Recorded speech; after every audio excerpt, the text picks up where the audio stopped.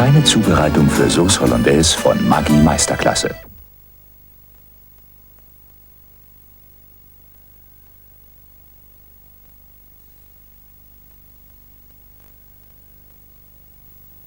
Hier ist das erste deutsche Fernsehen mit der Tagesschau.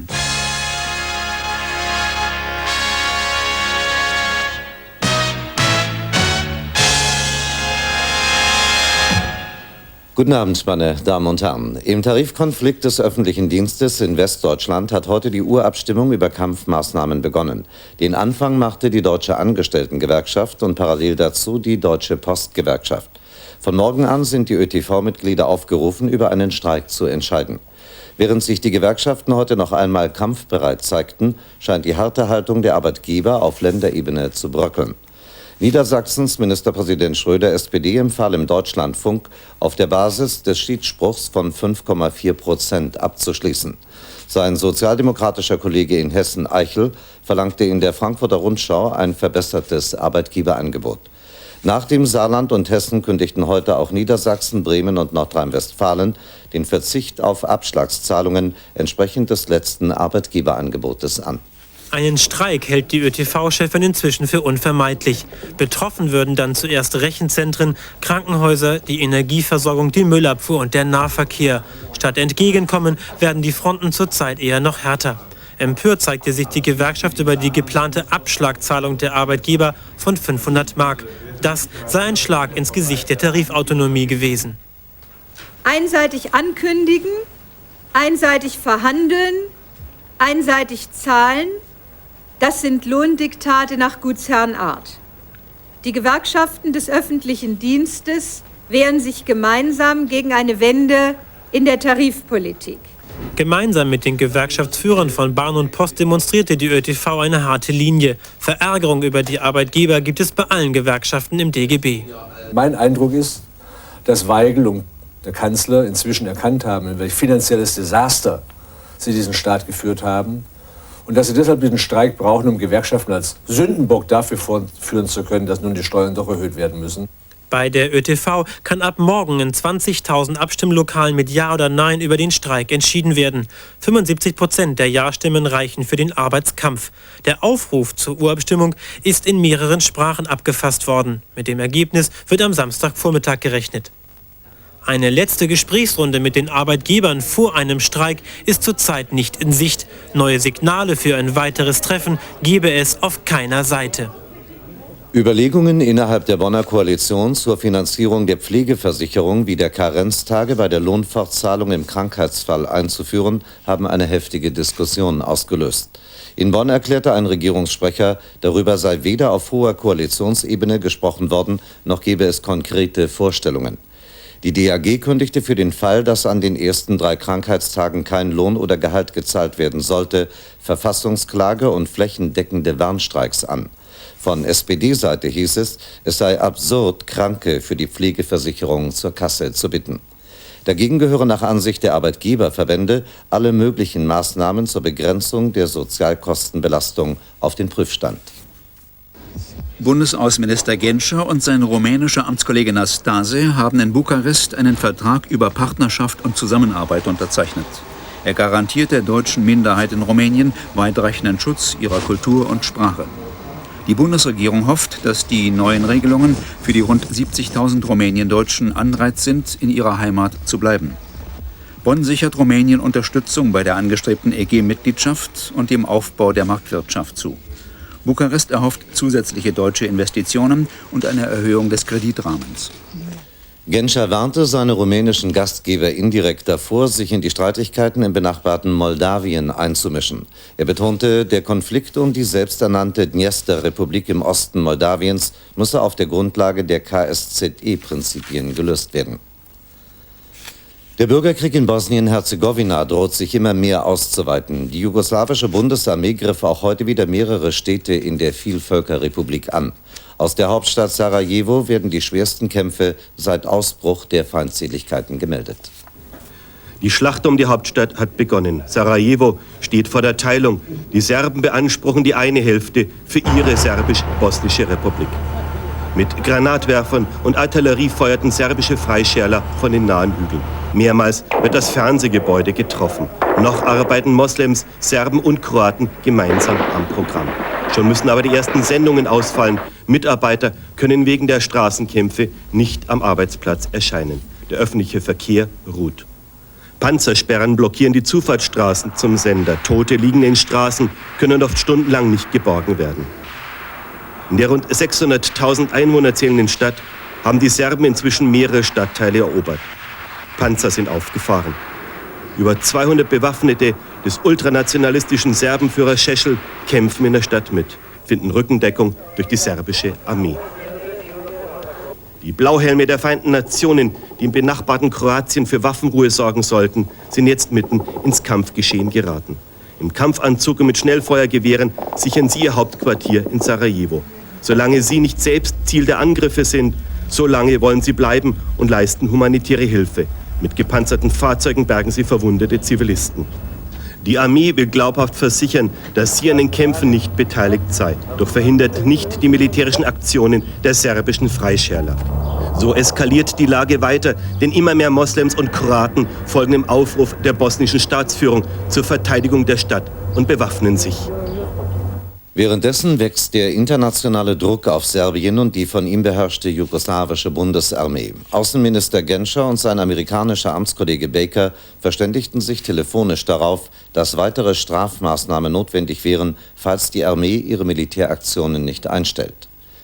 Der serbische Präsident Milosevic wies dagegen erneut alle Vorwürfe zurück, die Führung in Belgrad schüre den Konflikt in Bosnien-Herzegowina.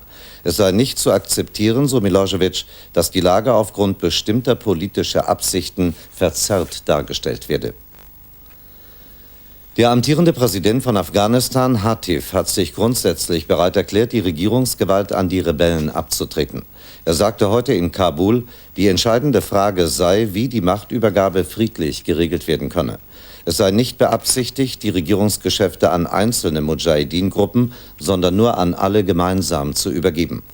Dazu ist der fundamentalistische Rebellenführer Hekmatyar nicht bereit. Er hat angekündigt, Kabul anzugreifen, wenn die jetzige Regierung nicht bis Sonntag zurücktritt. Der gemäßigte Mudschahidin-Führer Massoud verhandelt mit der noch amtierenden Regierung über eine friedliche Übergabe Kabuls. Sein Rivale Hekmatyar hält diese Verhandlungen für falsch. Der Streit verdeutlicht den Machtkampf innerhalb der 10 Gruppen der Mudschahidin. Massoud hat dabei offenbar die besten Aussichten, eine neue Regierung zu führen. Verhandlungen darüber blieben heute noch ohne Ergebnis. Die militärische Lage rund um Kabul ist unübersichtlich. Massoud hat seine Einheiten im Norden der Stadt zusammengezogen und wird von ehemaligen Regierungstruppen des gestürzten Präsidenten Najibullah unterstützt.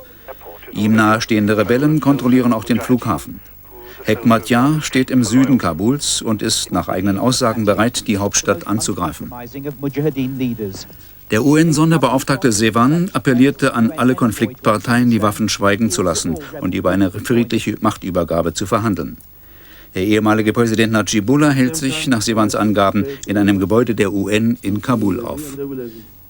Mit einem Appell, den Frieden zu wahren und den wirtschaftlichen Niedergang zu stoppen, hat der russische Präsident Jelzin heute den Kongress der Volksdeputierten in Moskau beendet.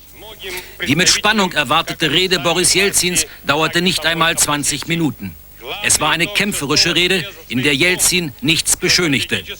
Der Verlauf des Kongresses, so Jelzin, sei unbefriedigend.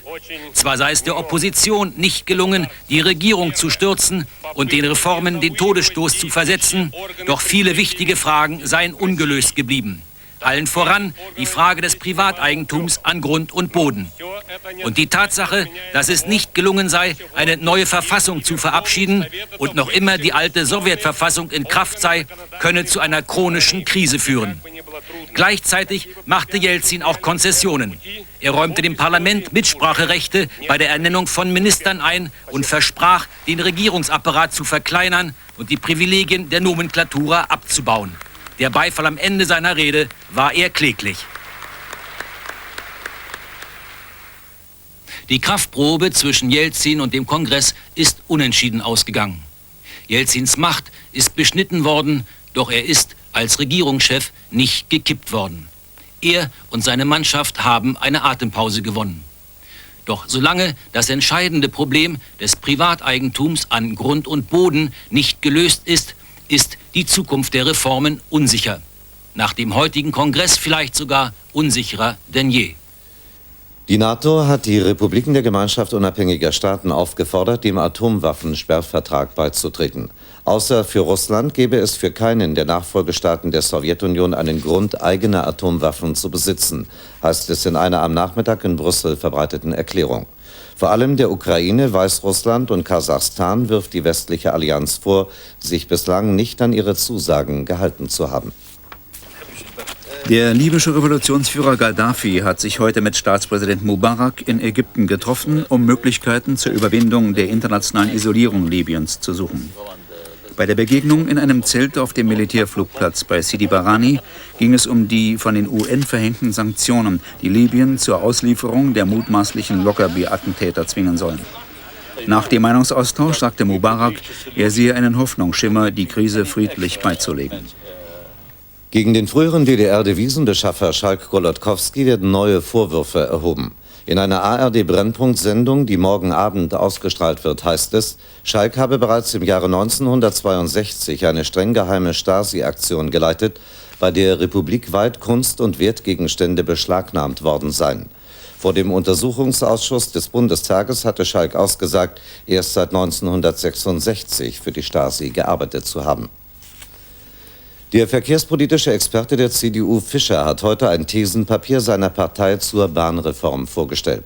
Danach sollten Bundesbahn und Reichsbahn in eine Aktiengesellschaft mit den Säulen Fahrweg, Personenverkehr und Güterverkehr umgewandelt werden, um so aus den roten Zahlen herauszukommen. Als weiterer Schritt zur Gesundung wird vorgeschlagen, durch natürliche Fluktuation den Personalbestand bei der Bahnen von gegenwärtig 400.000 auf 227.000 Beschäftigte bis zum Jahre 2002 abzubauen. Die Überlebenschancen für Krebspatienten sind nach Angaben des Präsidenten der Deutschen Gesellschaft für Chirurgie Gall in den vergangenen 10 Jahren deutlich gestiegen. Zum Auftakt des Chirurgenkongresses in München sagte Gall, die Krebsbehandlung habe so bedeutende Fortschritte gemacht, dass sogar organübergreifende Karzinome heutzutage mit geringem Risiko operiert werden konnten. Zugleich beklagte der Erlanger Mediziner aber, dass in Deutschland die Krebsvorsorge zu oft auf die leichte Schulter genommen werde. Die Einwohner des Ortes Zafferana unterhalb des Ätna können noch immer nicht aufatmen. Aus 3 Rissen im Berghang in 970 Meter Höhe fließen neue Lavaströme auf den Ort zu. Italienischen Soldaten gelang es heute nicht, das Magma durch Sprengungen aufzuhalten. Unterdessen gehen die Bemühungen weiter, den Hauptstrom der Lava bereits in 2400 Meter Höhe aufzuhalten. Die Lava fließt an dieser Stelle in einem Tunnel, dessen Decke gesprengt wurde. Tonnenschwere Betonblöcke sollen in den 1000 Grad heißen Lavastrom gekippt werden, den Tunnel verstopfen und die Lava an die Oberfläche zwingen, wo sie schneller abkühlt. Nach 13 Jahren Haft ist heute in Kalifornien der Doppelmörder Robert Harris hingerichtet worden. Vorausgegangen war ein Nervenkrieg um Aufschub und Vollstreckung des Todesurteils. Vor dem Gefängnis St. Quentin protestierten Bürger gegen die erste Exekution in Kalifornien seit 25 Jahren. Aber die Gegner der Todesstrafe sind eine deutliche Minderheit in Amerika, die heute eine schwere Niederlage erlitten hat. 13 Jahre sitzt der mehrfache Mörder Robert Harris in der Todeszelle. Heute Morgen war der 5. Hinrichtungstermin anberaumt, nachdem 16 Einsprüche abgewiesen worden sind. Gegen 2 Uhr heute Nacht war Harris zum ersten Mal in der Gaskammer, aber ein letzter Einspruch hatte Erfolg. Die Exekution wurde abgebrochen. 3 Stunden später hatte das oberste Gericht in Washington den Aufschub verworfen und jeden weiteren Einspruch ausgeschlossen.